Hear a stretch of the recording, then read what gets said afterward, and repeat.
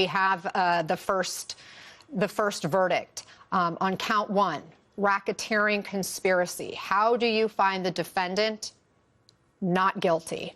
On count 2, which was sex trafficking of Cassandra Ventura, Sean Combs has been found not guilty. As the verdicts came in, not guilty on racketeering, not guilty on sex trafficking, Diddy was pumping his fists like this down by his hip, like, yes, we are winning.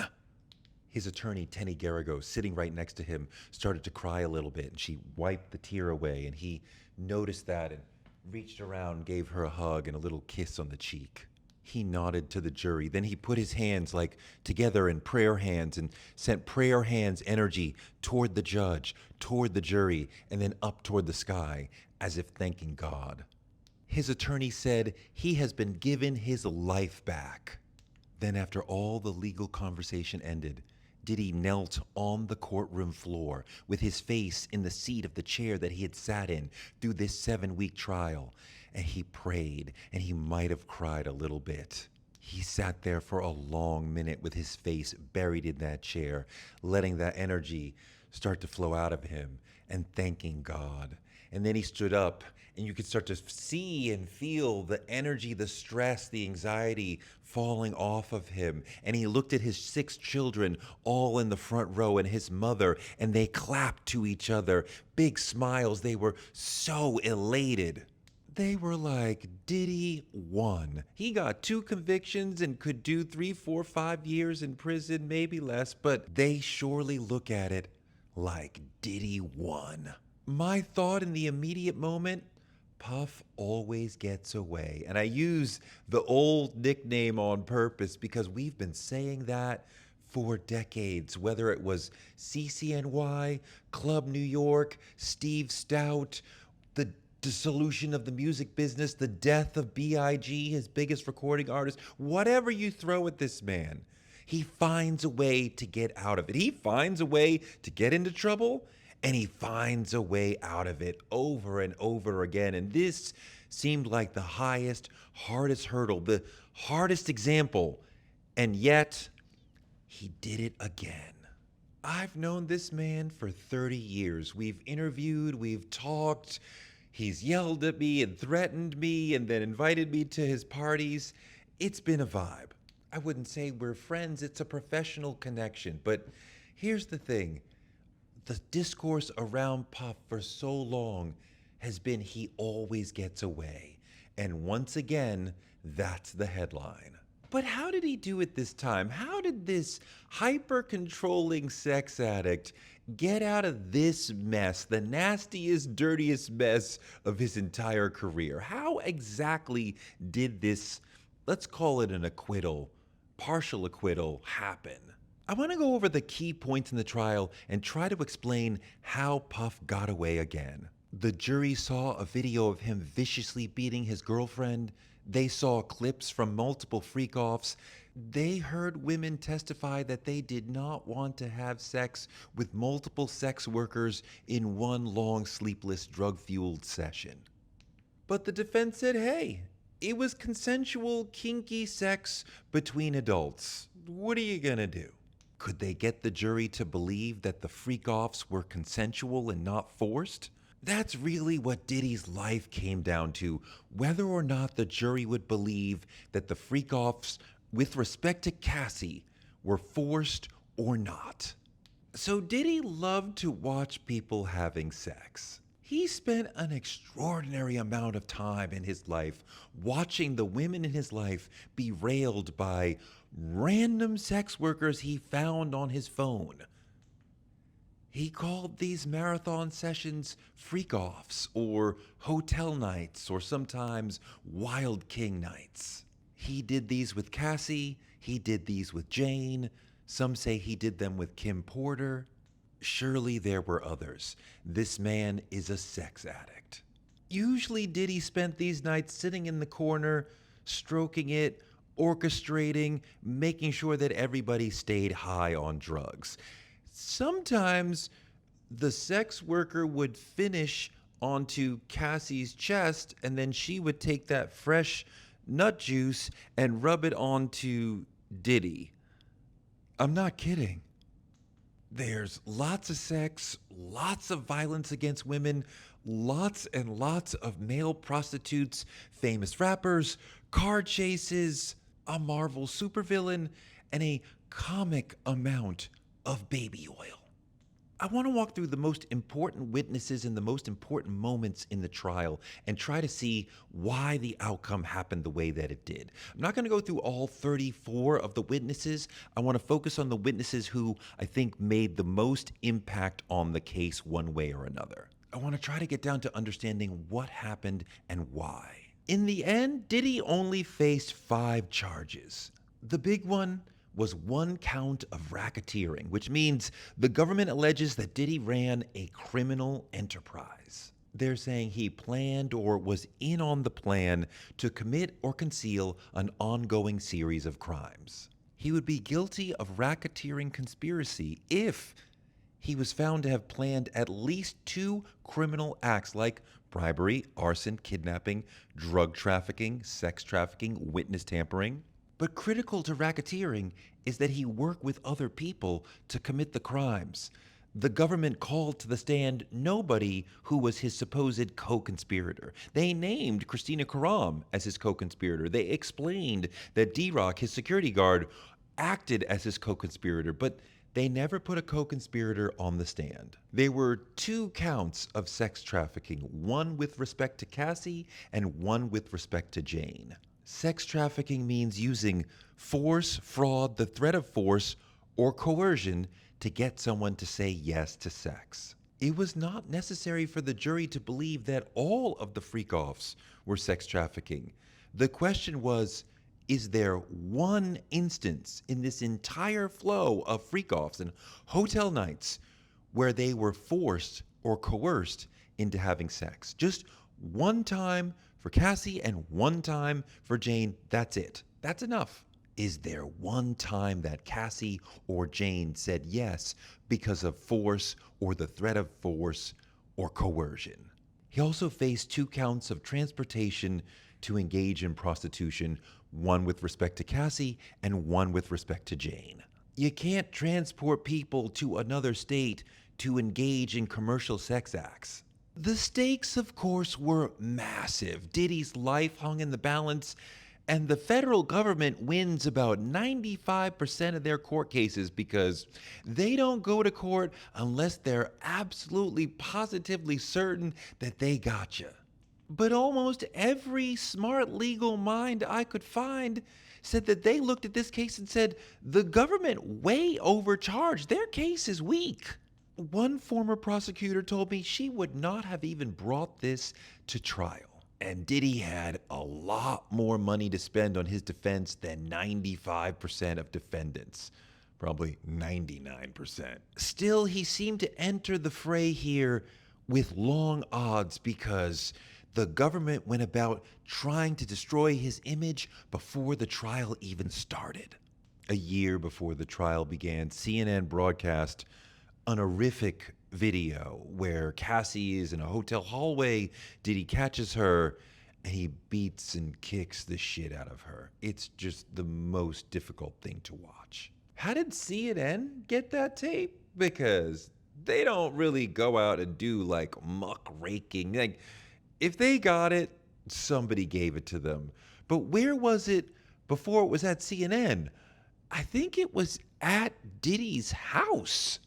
I think the government took possession of it when they raided Diddy's house. And then, they had not yet indicted him, they released the tape to make sure that the jury pool, whatever potential jury pool, would think he was a monster. So releasing that tape was the unofficial start of the government's case against Diddy. So of course, once we got in the courtroom, the government started their case by showing the video again. The lead prosecutor, Maureen Comey, told the jury there was no way that Cassie wanted somebody, a sex worker, to urinate into her mouth. But the defense in their opening said this was all part of the swinger lifestyle that they were both part of. This was consensual sex between adults. They said Diddy was a horribly violent person. We own that he's a terribly violent person who's beaten up women. But this is not a domestic violence trial, they said. This is about racketeering, RICO, and the government is just trying to loop all of his bad acts together into one gigantic conspiracy when that's not really real. And off we went into a 7-week legal odyssey that was the wildest legal story I've ever heard. Diddy stands accused, charged with 5 felony counts: RICO, sex trafficking by force, fraud, or coercion, and transportation to engage in prostitution. If convicted, he could spend the rest of his life in prison. RICO is the most serious of these charges, but also the most complex.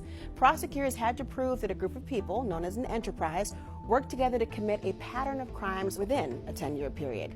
While there are many different types of alleged crimes that can qualify as racketeering activity, the prosecution primarily focused on 2: bribery and arson. On day 2 of the trial, Cassie testified while 9 months pregnant, a stark contrast from the X-rated shit she came to talk about. Cassie said she met Diddy when she was 19. She became his recording artist and then his girlfriend. They dated from about 2007 to about 2018. Cassie testified, within the first year of our relationship, Sean proposed to me this idea, this sexual encounter he called voyeurism, where he would watch me have intercourse with another man. After that, she said she was part of hundreds of freak-offs. She was expected to do a freak-off every week, whether she was on her monthly, whether she had a UTI, it did not matter. Every week for 3 to 4 days, they're doing these sleepless freak-offs. During these freak-offs, Diddy sat in the corner and masturbated and recorded and enjoyed the live porn show going on in front of him. Cassie said she took drugs in order to dissociate during the freak-offs. She also said that they made her feel objectified, disgusted, and humiliated. Cassie said she did not want to do freak-offs. Well, then why did she do them? She laid out at least 4 ways that Diddy controlled her. First, she had a 10-album deal, which is an absurd number of albums. This is a paper prison, but even worse than that, it was fraud because he never actually planned on having her release an album. The entire 10 years that we're talking about their relationship, she's going in the studio, she's making songs, she's working with producers, she's working with songwriters. She's trying to make an album for 10 years. But it was all bullshit. There was never a release date. There was never a title. It was never intended to come out. It was meant to be a pacifier to keep her quiet and busy in between the freak-offs. Diddy also controlled her through blackmail. He's videotaping the freak-offs, and he's occasionally telling her, hey, if you don't do everything I say, then I'll release this tape and destroy your image and your reputation. He also used his bodyguards as soldiers to go out into the field and retrieve her if ever she went missing, even for a minute. He also beat her viciously all the time. She said she could not remember how many times he had beaten her ass. So her career's in his hands, her reputation is in his control, her bank account is under his control, and he's got soldiers that will go grab her anytime she moves anywhere. It sounds forced and coerced to me, but a lot of people listened to all of that and said, okay, well, if it was so bad, why did she stay for 10 years? In general, juries don't like victims who stay with their abusers, and I think most people share that perspective. They think if you don't leave, then it wasn't that bad. Indeed, the key question in the streets and online about Cassie was, why didn't she just leave? As if not leaving erased all the alleged abuse behind her. People saw the video of her trying to leave a freak-off and being chased down and beaten up by Diddy and said, why didn't she just leave? But this was a constant issue in the discourse around Cassie. If it was so bad, why didn't she just leave? Cassie told an horrific story of constant soul-sucking freak-offs that were destroying her spirit. And then the defense presented a text from 2009 where Diddy said, "When do you want to freak off?" And Cassie said, "I'm always ready to freak off." That might have been the whole thing right there. I'm always ready to freak off? I thought you hated this. Later, the prosecution explained that Diddy was a person who people could not tell him no, especially these girlfriends could not tell him no. Cassie would not have been comfortable at this point telling him, "No, I don't want to do this." So this becomes a way of passively or passive aggressively saying no. They said Cassie was not comfortable saying no to this man. So this was a way of saying no. Like he's asking for a specific time when they can freak off. And her response is general. We can do it whenever. It's kind of like if someone's trying to nail you down for when you're going to have coffee and they're like, "Hey, let's do it Tuesday." And you're general like, "Well, I'm available all the time." So the non-response, non-specific response sort of like leads to not connecting rather than the specific, "Hey, let's do it Tuesday." It's kind of like if somebody wants to meet up with you for coffee and you really don't want to meet up with them, but you don't want to just say no, and they're like, "When are you available?" And they're trying to nail down a time, and you're like, "I'm around all summer." So you're going general. So it sort of pushes toward a passive no. But Cassie's text, "I'm always ready to freak off," became an extension of "why didn't she just leave?" creating space for reasonable doubt. Maybe she actually did like it. Maybe it was part of their swinger lifestyle. Maybe it was part of some celebrity sex thing that I couldn't possibly understand with my little civilian brain. On the stand, Cassie said the text we saw did not mean she actually liked the freak-offs. But many people were confused. Did she like them or not? She had written, "I'm always ready to freak off." Cassie also got a $20 million settlement from Diddy and a $10 million settlement from the hotel. And juries don't look favorably on people who've already gotten a ton of money for their story. Cassie was the government's star witness. They needed you to believe her story completely for any of this to make sense. Some people did believe what she said, and some people were like, "Why didn't she just leave? She was there 10 years and she said, 'I'm always ready to freak off.' I don't know." In the real world and online, a lot of people said, "Yeah, Diddy's a monster. He's domestic violence all day long, but sex trafficking, racketeering, where's that?" Many people did not understand that one single instance of forced or coerced or threat of force leading to sex, that was enough for sex trafficking. But they clung to, "I'm always ready to freak off," and "why didn't she just leave?" And then Cassie's mother, Regina, testified that in 2011, Diddy extorted them. In 2011, Cassie was secretly dating Kid Cudi. She had a burner phone just to be able to talk to him in secret. But then Diddy found out about the relationship and threatened to release the tapes in retaliation. Cassie sent her mother an email saying, "The threats that have been made to me by Sean Puffy Combs are that he's going to release 2 explicit tapes of me. He also said he will be having someone hurt me and Scott Mescudi physically." Then Diddy demanded that Cassie give him $20,000 to recoup his expenses from working with her now that she was off betraying him with Cudi. Cassie did not have $20,000.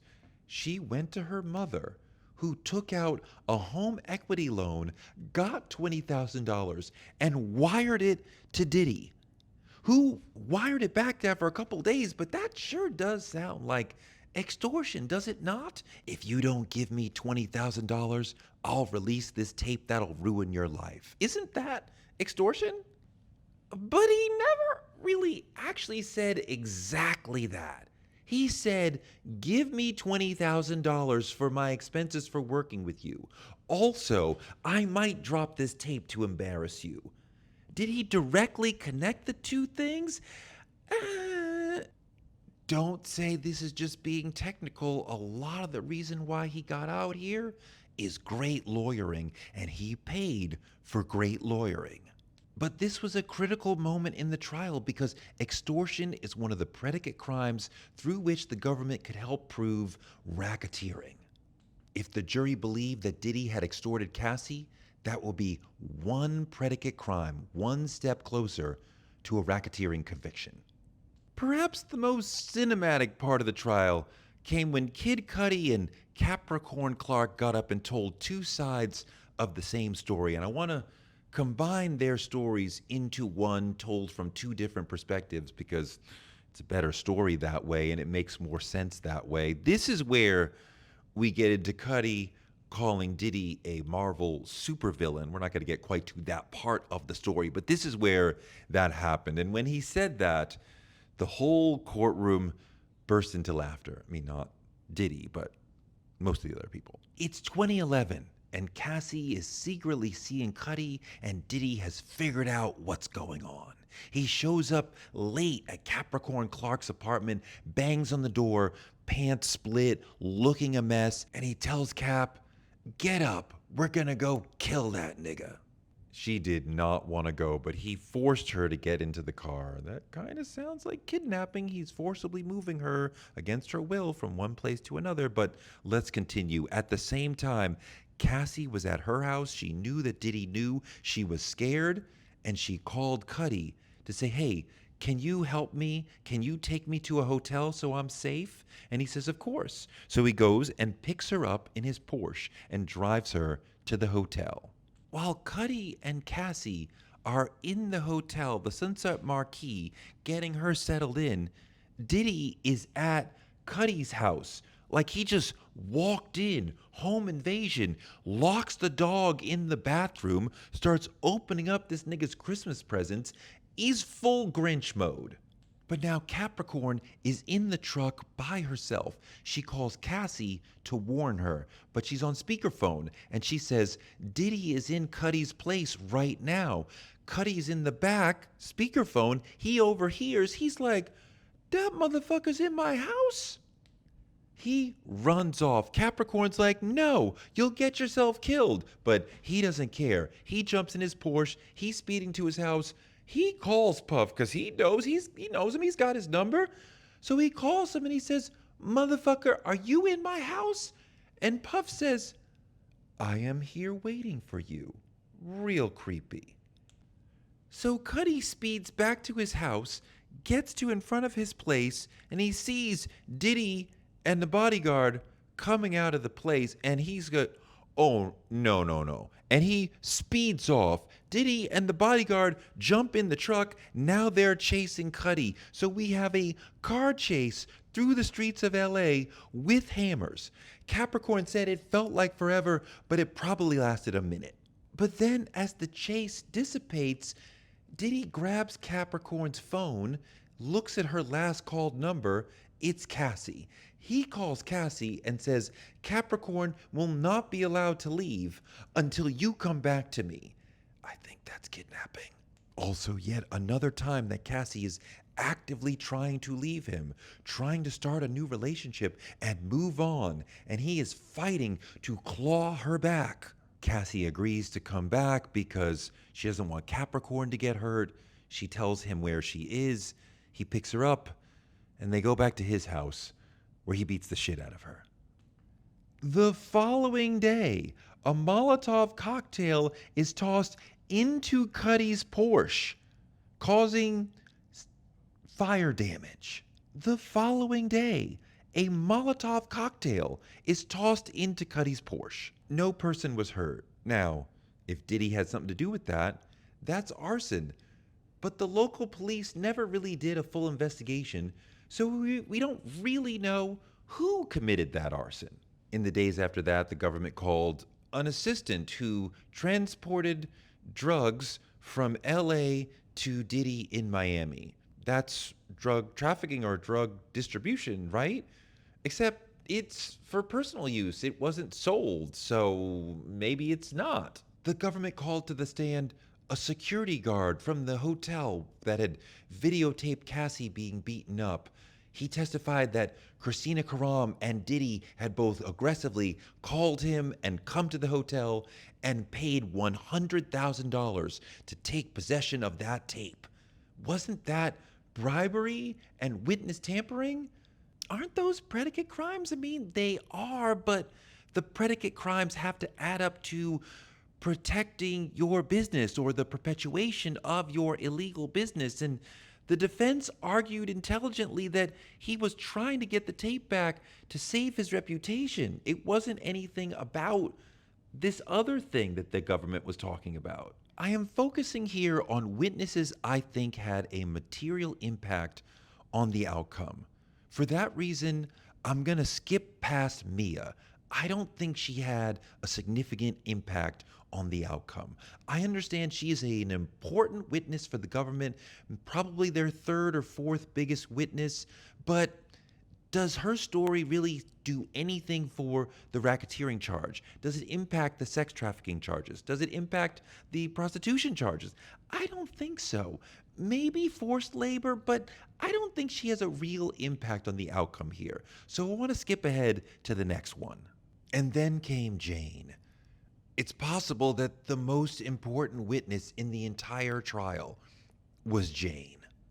I wonder if the government had not called Jane, if this case would have ended a little differently. Like, you wonder if Jane's story made Cassie's story look not like sex trafficking and more like it's just a swinger lifestyle. But this is where the roller coaster nature of this whole trial went into hyperdrive. Jane's story broke me, and then it confused me. At first I thought she was devastating to the defense, and then I was like, wait a minute, is she a defense witness?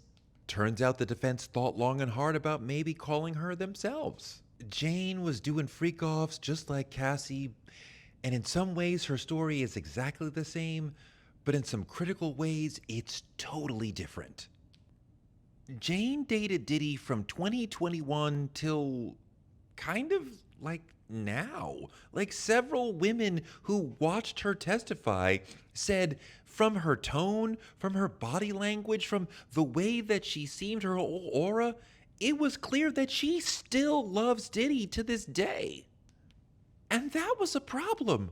A lot of people said, if she still loves him, how is it abuse? That's such a crazy question. In some ways, this trial was a national education on trauma bonding and the persistence of love in abusive relationships. Except the students were not listening and kept asking, but why did she stay? But she still loves him went along with, why didn't she just leave? And I always love to freak off as ways of creating reasonable doubt. The idea that she still loves him went with the idea of, why didn't she just leave? And the text of, I'm always down to freak off as ways of creating reasonable doubt. Jane said just a few weeks into her relationship with Diddy, he told her about his fantasy of watching her with other men. She said, yeah, sure, fine, that's a cool idea. And she went in the bathroom and came out, and he was like, okay, we can do this tonight. I got the guy lined up. She was like, tonight? She was taken aback, but she was like, okay. Within a few hours, they're in a room in a hotel in Miami watching assistants set up the room for a freak-off. They called them hotel nights with Jane. And she said there was a bustle to the way they were setting the room up. I highlight bustle because that stood out for me because it made it seem very professional, like there was a professional setup to their whatever they were about to do. Jane testified that she asked the sex worker to wear a condom, and Diddy said no, but then he did wear a condom. After that first freak-off, Jane said she did not want to do that again, but she did do more, a lot more. She said repeatedly she did not want to do this anymore, and then she did it again and again and again. In time, Jane and Diddy entered into what he called a love contract where she got $10,000 a month, plus there was an investment in a business that she was doing. And she was making sure that she was available for freak-offs. Was he paying her for sex? Or was it like, here's this gift and also we do this sexual thing? Prosecutors played a voicemail from Puff to Jane where he's telling her, you better get on your job, meaning you better do more freak-offs. So he's referring to the freak-offs as a job. He's quite often threatening to take away his financial assistance on her apartment. At one point, she says, I don't want to do the freak off. And he says, get over it. Look at the roof over your head. That sounds coercive to me. Did she want to do these freak offs? Once Jane texted Diddy, I'm so much more than being left in the dark in hotel rooms. I don't want to play this role in your life anymore. It's dark, sleazy, and it makes me feel disgusted. I don't want to play this role out of fear of losing the roof over my head. Diddy wrote back, girl, stop. She said she felt obligated to do the hotel nights, but a lot of people said, where's the force? Where's the coercion? She's not at all trapped like Cassie, and $10,000 a month? She wouldn't leave over that? That's not really that much. For most people, that's not enough to excuse you doing something you don't really want to do. So that makes it seem like it's not that much, so you must have liked it. Jane's story was way messier than Cassie's as far as building a case for sex trafficking. To a lot of people, it wasn't clear, why didn't she just leave? Jane wrote to Diddy, you treat me like an animal. She said, I'm doing things that make me feel disgusted with myself. But then she kept doing them. So who knows? On the stand, Jane called Diddy a cuck, as in a cuckold, as in a man who gets pleasure from watching his woman be railed by another man. Okay. But wait a minute, now she's giving a normalization to the rationale behind the hotel nights. Because cuckolding is a thing. Other people do that, so it's not really even that weird. Jane said she read Cassie's lawsuit and said, I can't believe I'm reading my own story. She said 3 pages were word for word her story. She texted Diddy and said, I feel like I'm reading my own sexual trauma. That made me feel like, oh my God, it's a pattern. He's got this machine to trap and deal with this woman. She gets away. He gets another, puts her right in the same machine. It's a pattern. 2 freak-off victims? He can't possibly survive that. But then Jane said that she was in the lifestyle. The lifestyle, Jane? And she mentioned attending a live porn event without Diddy, where 7 or 8 people, including some famous rapper, stood around in a Las Vegas hotel watching Anton rail some woman. When I heard that there was some famous rapper there, I pulled out my phone. It took me about 4 minutes to nail down. That was Kanye. The following day, Ye showed up to the trial as if to say, hey, speak of the devil and he shall appear. But he didn't get into the courtroom, and he has nothing to do with the verdict, so fuck him. Jane testified that Diddy was still paying her rent to this day. The defense asked Jane if she was willing to give up her $10,000 a month place to stop doing hotel nights, and Jane said that was a hard question for her. That alone might have killed the case for sex trafficking with respect to Jane. The government followed Jane by showing flight arrangements and hotel arrangements where Diddy is on the phone texting with Jules or Cabral or this one or that one, flying them from here to there, to New York, to Miami, to Turks and Caicos, to LA. I mean, it's comical. He is on the text saying, hey, brother, what's your real name so I can put your government name on the flight record? You're going to be staying at such and such hotel. He's like a concierge for the sex workers in this. It's freaking weird. It's a comical amount of precise evidence. That's interstate transportation to engage in prostitution. This one's cut and dry. The government's final witness was the freak-off tapes. The judge ruled that the public would never see them, so the jury pulled up privacy screens and headphones and watched privately. They may have had an impact on this, they may not. We'll never know for sure what role they played here. Was it forced? No, it didn't. It didn't seem forced. It was actually like pretty tame. Really? Yeah. Did she? It was just a lot of rubbing oil and stuff on there. It wasn't anything too So by this point in the trial, I was so deep in Diddy world that I'm spending my days at the courthouse watching this play out and then texting with people who were also at the courthouse watching this play out. If you weren't on the minute-to-minute whole thing with the Diddy trial, you were too late for me. I can't talk to you. Most of the people who were covering the trial were in agreement on where most of the charges would land. Everybody thought transportation for prostitution, both counts, guilty. It was like a math problem. The government showed so much evidence, you couldn't get away with that. But those were the charges that carried the smallest amount of time. Most people agreed that there was virtually no chance that the jury would come back with a guilty verdict on sex trafficking with respect to Jane. There's no way. That story did not say trapped or forced or coerced to most people. And almost no one thought that racketeering had been proven. My lawyer friends were like, that racketeering case is so weak. The whole ball game was sex trafficking with respect to Cassie. That was the main charge. That was the reason why we came. I know racketeering is the big one, but that was the reach. Sex trafficking with Cassie was the main arena. That one had a 15-year minimum, so a virtual life sentence for a 55-year-old man. That was the charge nobody was certain about. The audience was 50-50. Some thought the government had proven it, some thought they hadn't. So how would the defense respond to 7 weeks and 34 witnesses and over 100 exhibits? With nothing.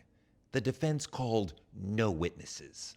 It sent a message about their confidence in their case. It said, we don't have to say anything. They haven't proven it. Diddy's attorney, Mark Agnifilo, gave a really powerful closing where he sat down and really connected with the jury on a human level and said, look, their case is crap. He said they were consenting adults. He said, you don't get to take away a man's liberty because you don't like his choices. He said, we're not here to judge character, we're here to judge evidence. After that, the government's lead attorney, Maureen Comey, came in with a powerful rebuttal where she said there was absolutely no way that Cassie wanted a sex worker to urinate in her mouth. Comey relied on that anecdote repeatedly. It was extremely valuable to her. Except when I said that to somebody in a conversation about the Diddy stuff, they said, well, maybe some people do want that. But there were significant problems with the government's case. They called it a conspiracy, but they never brought up another conspirator. They named Christina Karam as a co-conspirator. They talked about D-Rock being a co-conspirator, but we never saw any of them on the stand talking about the conspiracy. That was devastating for the RICO charge. Also, what was this conspiracy working toward beside the pleasuring of Diddy? They gotta have it be about more than that to get a conviction. That said, let's talk about the ball game. Sex trafficking with respect to Cassie. I still don't totally understand how the jury got to not guilty on that one. That said, let's talk about the ball game. Sex trafficking with respect to Cassie. I still don't totally understand how the jury got to not guilty on that one. They may have found reasonable doubt because it was like, well, she could have left. She lived in his home. She traveled with him willingly. She could have walked away. Juries are hard on victims who stay with their abusers. It seems like they saw voluntary participation in a toxic, controlling relationship that she physically could have walked away from, in their opinion. They did not see proof beyond a reasonable doubt that she was forced or coerced into any particular sex act. The government needed something where they were showing clearly and explicitly force or coercion being used without a question. And they didn't quite have that. The length of the relationship, the text that seemed to show that she liked it, the lack of a smoking gun proving a moment where he forced or coerced her, all of that weighed against her. Diddy came into the music business, rose to the top, and ended up living like a debaucherous king. And then he became a remix of R. Kelly. Seems like the last 15, 20 years he's been constantly on drugs, extremely violent, and wanting to have freak-offs as often as humanly possible. He drugged people as often as Bill Cosby did. He beat up Cassie so often that she told him, "You're like Ike Turner." He was like Harvey Weinstein in that he was a gatekeeper who doled out access to stardom based on how much of your body you were willing to give him. He will be remembered as somebody who had his girlfriends doing freak-offs drenched in baby oil. But I've known him for a long time, 30 plus years, and I'll remember something different. I mean, I'll always remember the sex worker finishing on Cassie and then rubbing that fresh nut juice on Diddy. That's some wild shit. But I'll remember mostly that once again, he got away. How long will Puff be in prison? We don't know right now. In court, the judge said the government was looking at 51 to 63 months while the defense was asking for 21 to 27 months. He said Diddy will receive credit for the 10 months in jail he's already spent, so he could be home in 2 or 3 years. After the verdict, CNN said, "Can he get back to the music business and what's his legacy?" I said, it's not time for all that.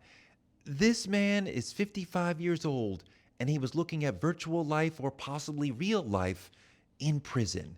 And what we have now is a situation where when he's 60, he'll be able to be home with his children. That said, I would not be surprised if there's a lot of victims out there who watch a story like this and say, "See, that's why I'm not saying anything." If you watch this trial, where a woman said she was made to sleep with 3 to 4 sex workers over a 2, 3, 4 day period, and she did not like that, and people said to that, maybe she did like that. In that case, would you want to come forward? Or would that make you think people just don't listen to women? Do you think that people really know you? No, people don't really know me, and that's by design. Who is this person, the Sean Combs, that we don't know? We have yet to find out. Right. You have to come along for the ride. You have to come. I mean, that's the whole part of the journey. That's the whole part of entertainment. I mean, you don't rock with a brother for like going on 20 years and stop now. You got to see this movie all the way through, baby. Believe me, I got an action-packed ending for you.